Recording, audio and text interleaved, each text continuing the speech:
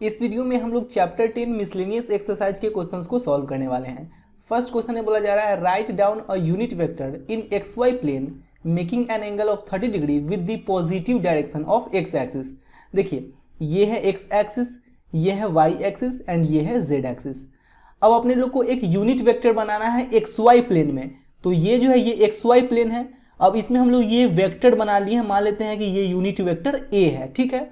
अब ये जो यूनिट वेक्टर ए है ये positive direction of X axis के साथ 30 डिग्री का एंगल बना रही है, ठीक है। देखिए अगर इधर हम लोग आते हैं तो इधर तो negative direction of X axis हो जाएगा ना, लेकिन ये positive direction of X axis है, तो इसके साथ यूनिट वेक्टर ए जो है ये 30 डिग्री का एंगल बना रहा है।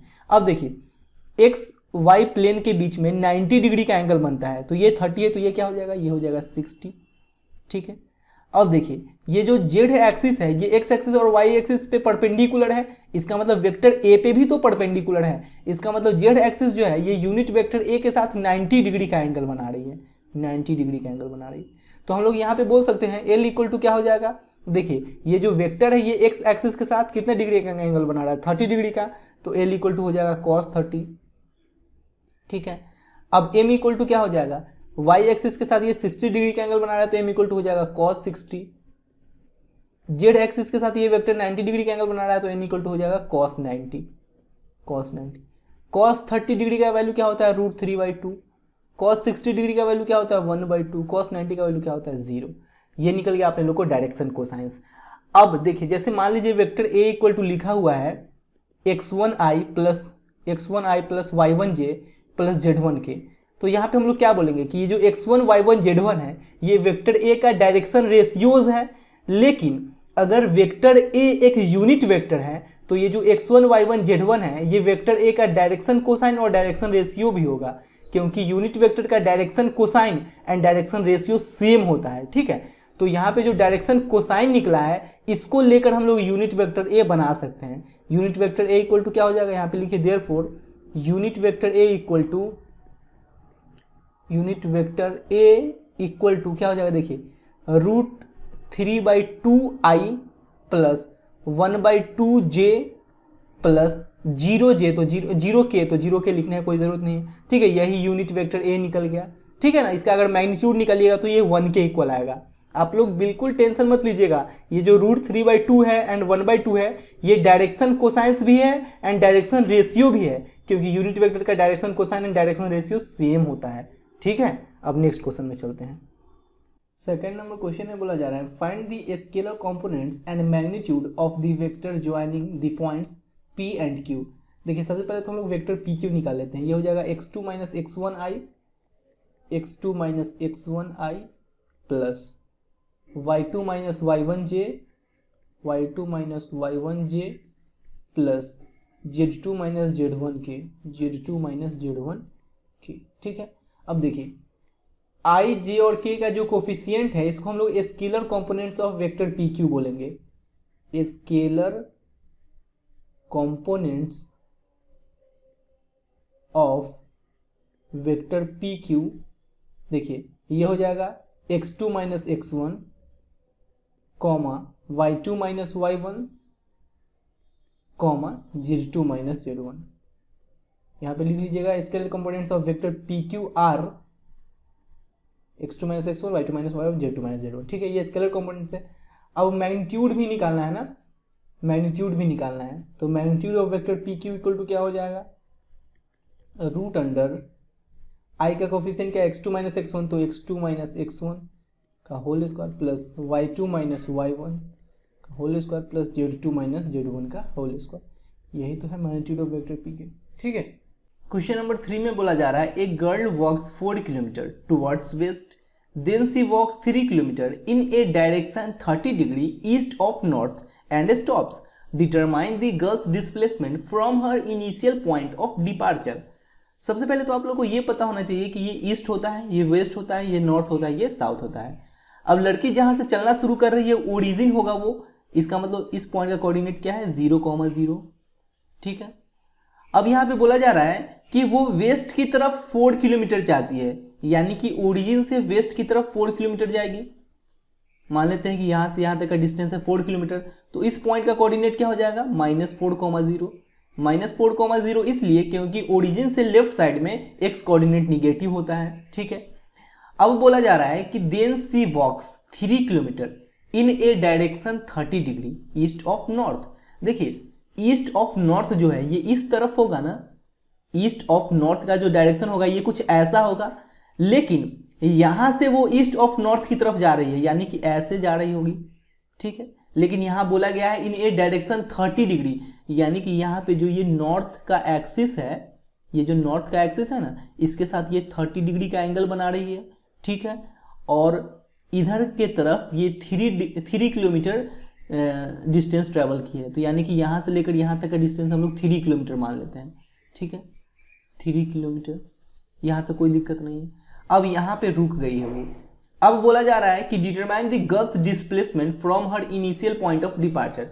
देखिए आप लोग को पता होना चाहिए कि डिस्प्लेसमेंट क्या होता है। जैसे आप लोग यहाँ पे खड़े हो और चलकर यहाँ तक आ गए, तो डिस्प्लेसमेंट क्या होगा, डिस्प्लेसमेंट ये हो जाएगा, ठीक है। बात समझ रहे हैं ना। तो उसी प्रकार से वो यहाँ से चलना शुरू की थी और यहाँ पे आके रुक गई है, तो डिस्प्लेसमेंट ये वाला हो जाएगा। बात समझ रहे हैं ना, डिस्प्लेसमेंट ये हो गया।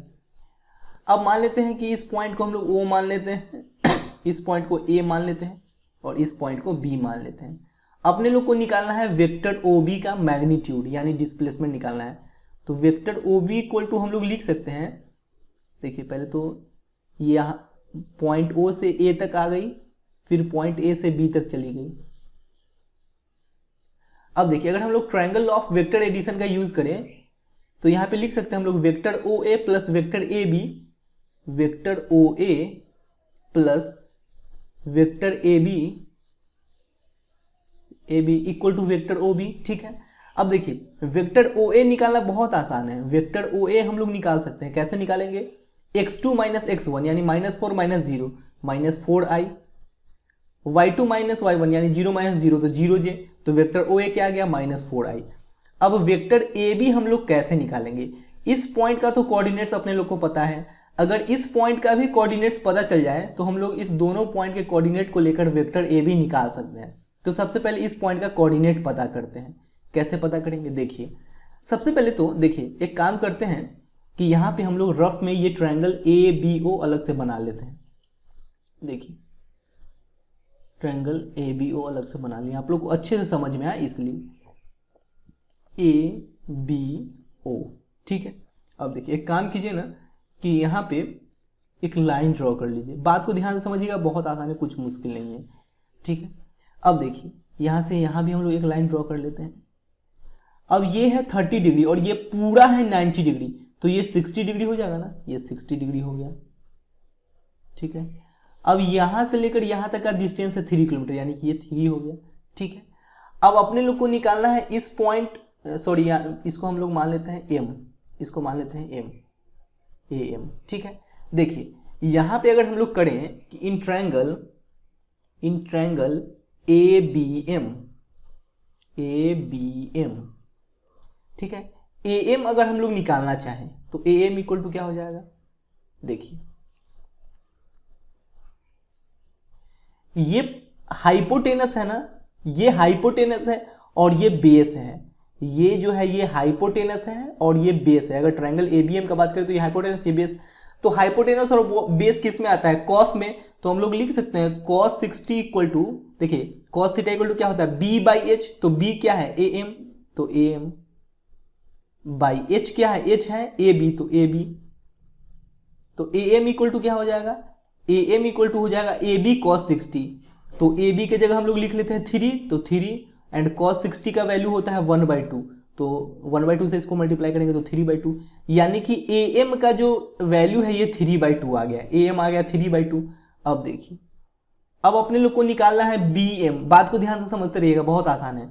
BM अपने लोग को निकालना है, तो BM इक्वल टू क्या हो जाएगा, BM इक्वल टू, देखिए ये जो BM है ये परपेंडिकुलर है और ये जो है हाइपोटेनस है, तो P और H किस में आता है, sine theta equal to P/H होता है ना।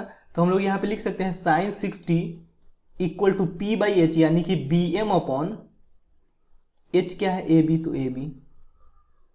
AB की जगह 3 लिख लेते हैं, तो BM इक्वल टू क्या हो जाएगा 3 इंटू साइन 60, साइन 60 का वैल्यू होता है √3/2, साइन 60 का वैल्यू क्या होता है, साइन 60 का वैल्यू होता है √3/2, तो 3√3/2 हो गया। bm का वैल्यू आ गया 3√3/2, ठीक है। अब देखिए bm का वैल्यू आ गया 3√3/2, यानी कि ये जो यहाँ पे जो y कोऑर्डिनेट होगा वो 3√3/2 होगा ना। बात समझ में आ रहा है कि नहीं। bm का वैल्यू जो आ गया है ये 3√3 आ गया है, यानी कि यहाँ से लेकर यहाँ तक का डिस्टेंस है 3√3/2। तो हम लोग बोल सकते हैं कि इस पॉइंट का कोऑर्डिनेट जो होगा, x कोऑर्डिनेट तो अभी नहीं पता है, लेकिन y कोऑर्डिनेट क्या निकल गया है 3√3/2।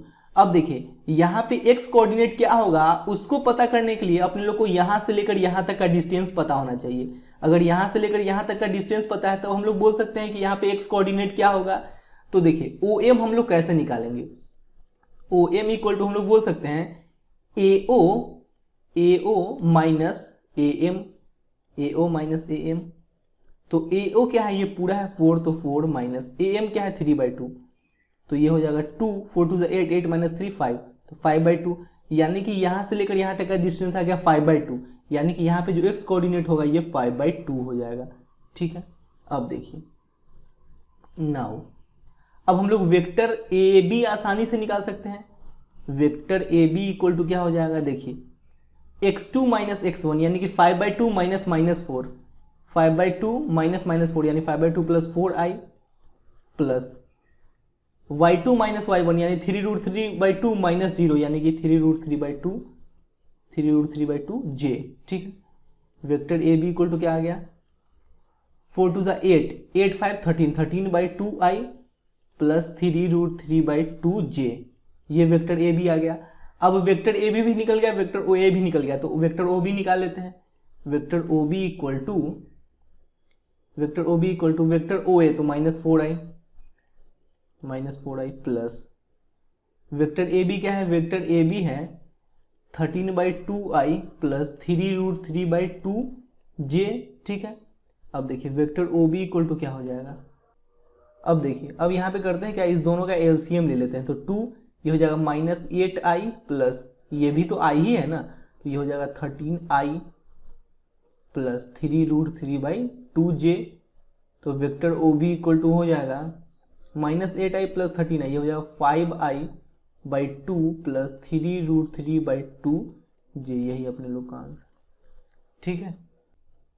क्वेश्चन नंबर 4 में बोला जा रहा है if vector A equal to vector B plus vector C then is it true that magnitude of vector A equal to magnitude of vector B plus magnitude of vector C, justify और answer.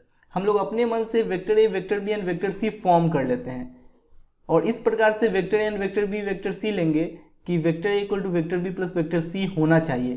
जैसे कि हम लोग vector A equal to ले लेते हैं 4i plus 6j plus 8k, ठीक है, ये वेक्टर A है। वेक्टर B इक्वल टू ले लेते हैं हम लोग 2i plus j plus 4k, ठीक है। अब देखिए वेक्टर C क्या लेना पड़ेगा, ये 4i है और ये 2i है, तो 2i लेना पड़ेगा, तभी नहीं इस दोनों को ऐड करेंगे तो इसके इक्वल आ जाएगा 2i प्लस 2i 4i। अब यहाँ पे हम लोग ले लेते हैं 5j, तभी ना 5j प्लस j 6j हो जाएगा।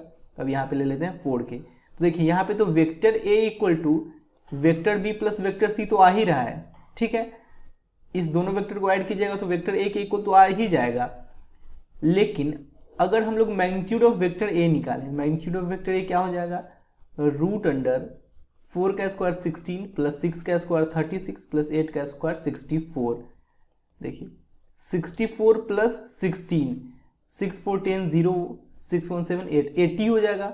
80 और 36 को ऐड कीजिएगा तो ये हो जाएगा 116, ठीक है, 116 √116 आ गया। अब मैग्नीट्यूड ऑफ वेक्टर B निकाल लीजिए, ये हो जाएगा √2 का स्क्वायर 4 प्लस 1 का स्क्वायर 1 प्लस 4 का स्क्वायर 16, 16 प्लस 4 20, 20 प्लस 1 21, ठीक है। मैग्नीट्यूड ऑफ वेक्टर C निकाल लीजिए, √2 का स्क्वायर 4 प्लस 5 का स्क्वायर 25 प्लस 4 का स्क्वायर 16, 16 प्लस 4 20, 20 प्लस 25 ये हो जाएगा √45, ठीक है। हम लोग यहाँ पे लिख सकते हैं कि magnitude of vector A not equal to magnitude of vector B plus magnitude of vector C, ठीक है ना। देखिए ये यहाँ पे ये कंडीशन जो है ये सेटिस्फाई हो रहा है, लेकिन magnitude of vector A not equal to magnitude of vector B plus magnitude of vector C. तो यहाँ पे लिख लीजिए कि it is not true that magnitude of vector A equal to magnitude of vector B plus magnitude of vector सी।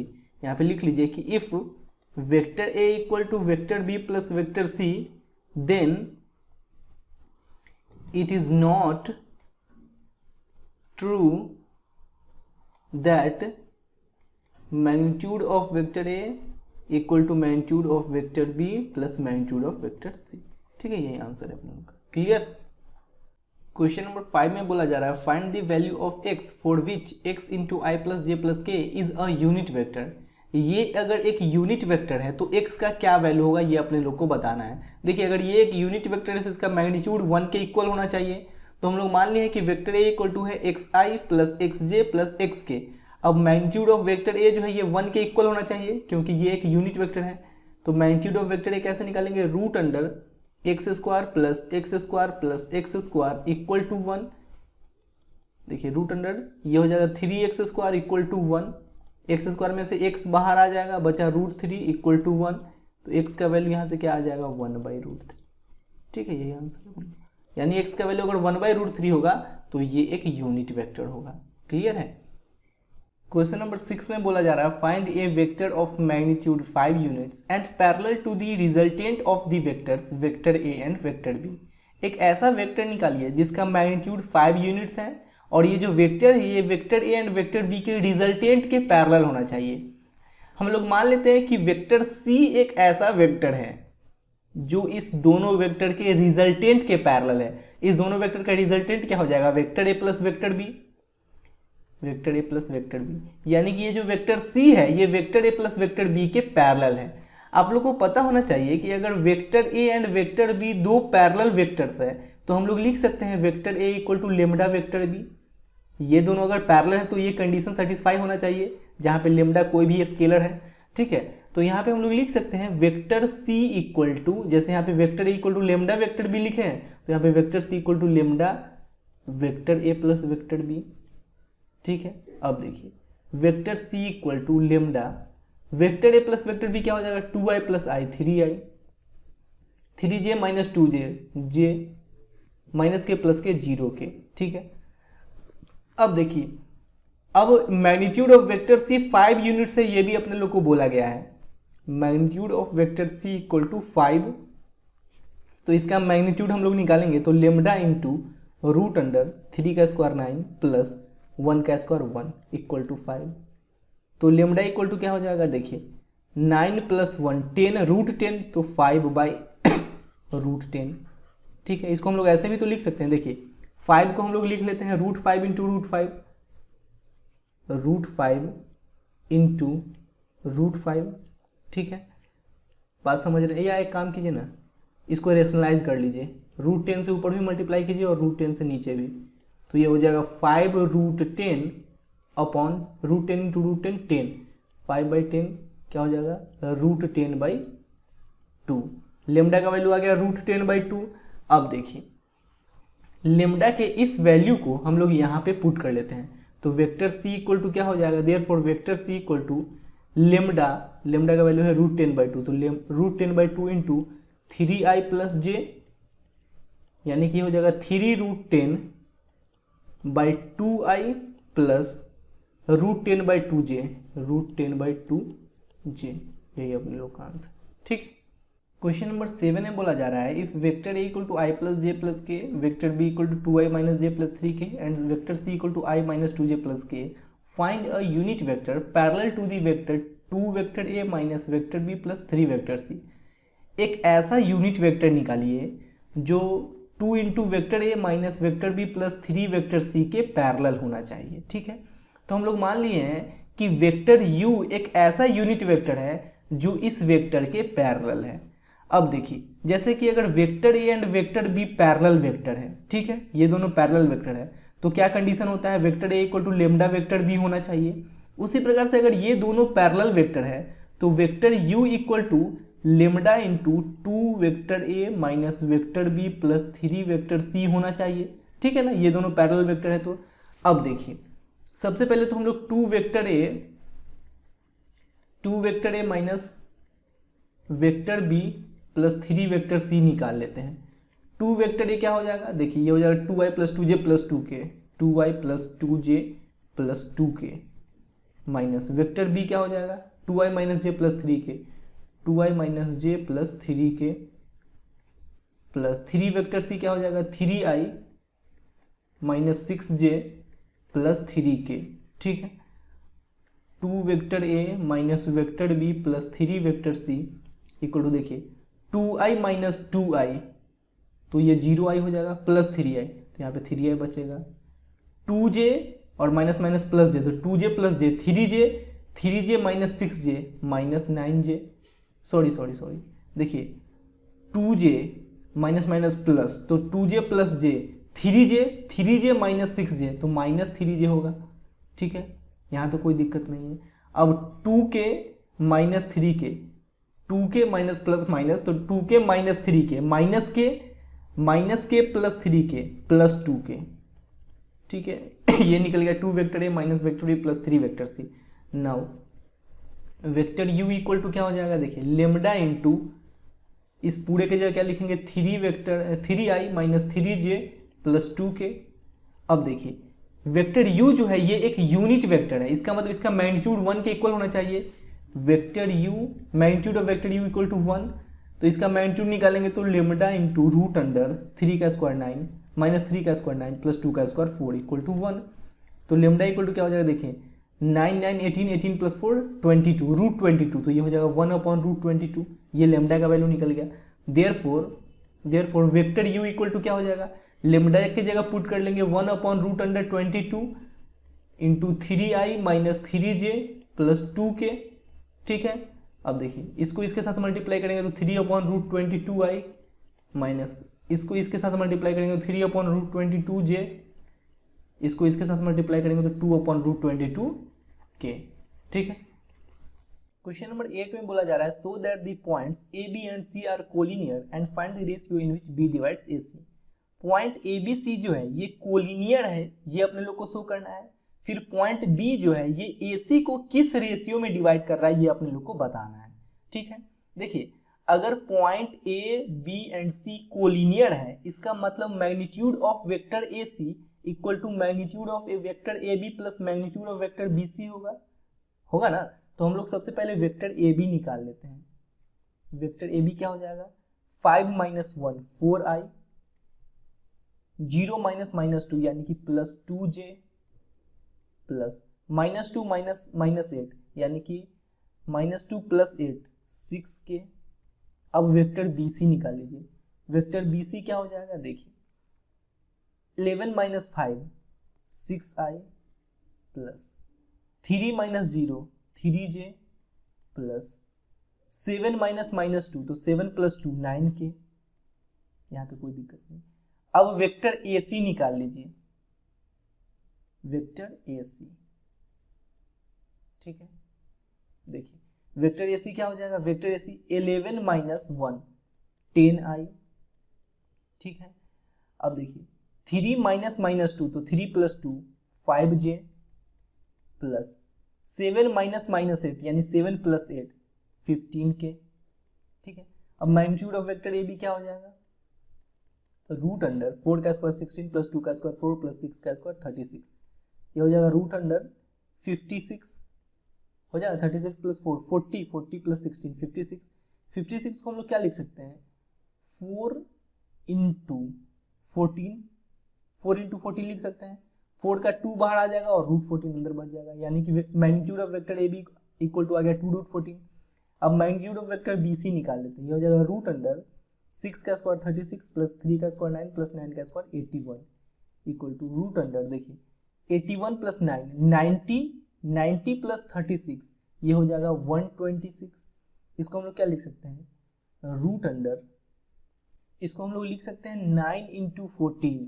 अब 9 में से 3 बाहर आ जाएगा और अंदर में 14 बच जाएगा। अब मैग्नीट्यूड ऑफ वेक्टर ए सी निकाल लेते हैं। मैग्नीट्यूड ऑफ वेक्टर ए सी क्या हो जाएगा रूट अंडर 10 का स्क्वायर 100 प्लस 5 का स्क्वायर 25 प्लस 15 का स्क्वायर 225। ठीक है, देखिए 100 प्लस 225 ये हो जाएगा 325 प्लस 25 350 रूट अंडर 350। इसको हम लोग लिख सकते हैं √25 इंटू 14। 25 में से 5 बाहर आ जाएगा, अंदर में 14 बच जाएगा। अब देखिए magnitude of vector A C, पहले तो यहाँ पे magnitude of vector A B plus magnitude of vector B C, magnitude of vector A B plus magnitude of vector B C निकाल दीजिए। Magnitude of vector A B plus magnitude of vector B C. देखिए magnitude of vector A B क्या है 2√14, magnitude of vector B C क्या है 3√14।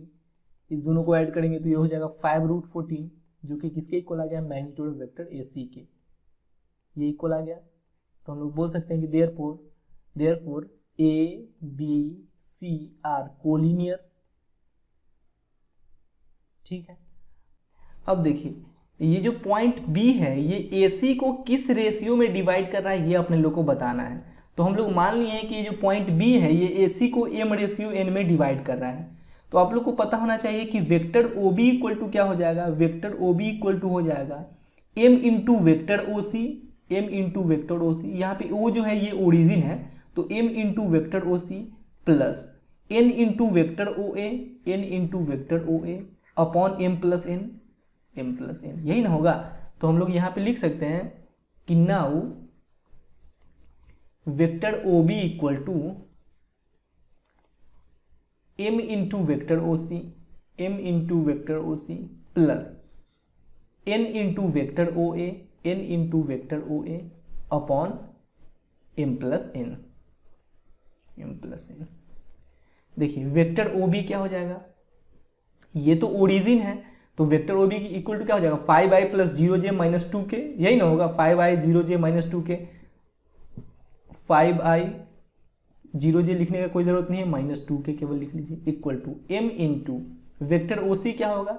देखिए vector O सी कहाँ गया, ओ सी इक्वल टू हम लोग लिख सकते हैं 11i plus 3j plus 7k। तो यहाँ पे लिख लेते हैं 11i plus 3j plus 7k, कोई दिक्कत नहीं, plus n into vector O A क्या हो जाएगा। देखिए vector O A equal to हम लोग लिख सकते हैं i minus 2j minus 8k, लिख लेते हैं i minus 2j minus 8k और नीचे लिख लीजिए m प्लस n। ठीक है, अब देखिए m प्लस n से इसको मल्टीप्लाई कीजिए तो 5i minus 2k into m plus n।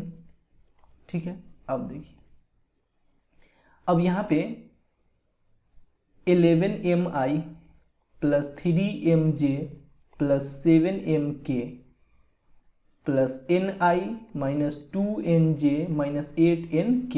ठीक है, अब देखिए अब करते हैं क्या, इसको इसके साथ मल्टीप्लाई करेंगे तो 5mi, इसको इसके साथ मल्टीप्लाई करेंगे तो 5ni, इसको इसके साथ मल्टीप्लाई करेंगे तो माइनस 2mk, इसको इसके साथ मल्टीप्लाई करेंगे तो माइनस 2nk इक्वल टू यहाँ भी i है यहाँ भी i है तो i कॉमन ले लेंगे तो 11m plus n, 11m plus n i plus यहाँ भी j है यहाँ भी j है तो 3m माइनस 2nj, अब यहाँ भी k है यहाँ भी k है तो प्लस 7m माइनस 8nk।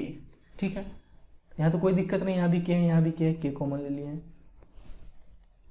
देखिए यहाँ i है और यहाँ i है तो ये क्या हो जाएगा 5m प्लस 5ni, यहाँ k है यहाँ k है तो यहाँ क्या हो जाएगा minus 2m minus 2nk equal to ये जैसे लिखा हुआ 11m plus n i plus 3n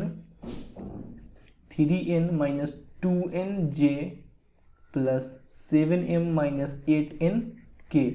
अब देखिए यहाँ i का कोफिशिएंट क्या है 5m प्लस 5n, यहाँ i का कोफिशिएंट क्या है 11m प्लस n। अब देखिए m को इधर लेकर आइए तो 5m माइनस 11m, n को उधर लेकर जाइए तो n minus 5n, 5m minus 11m यह हो जाएगा minus 6m, 5m minus n minus 5n ये हो जाएगा माइनस 4n, माइनस से माइनस कैंसिल हो गया, यहाँ पे n होगा n, तो यहाँ से अब m बाई n निकाल लेते हैं तो m by n equal to क्या आ जाएगा, इसको इधर लेकर आ गए हैं तो इसको इधर लेकर जाइए 4/6 यानी 2 to the 4 2 3 जा 6 यानी कि m ratio n equal to क्या आ गया 2/3। यही अपने लोग का आंसर है, यानी कि जो पॉइंट b है ये AC को 2/3 में डिवाइड कर रहा है, ठीक है।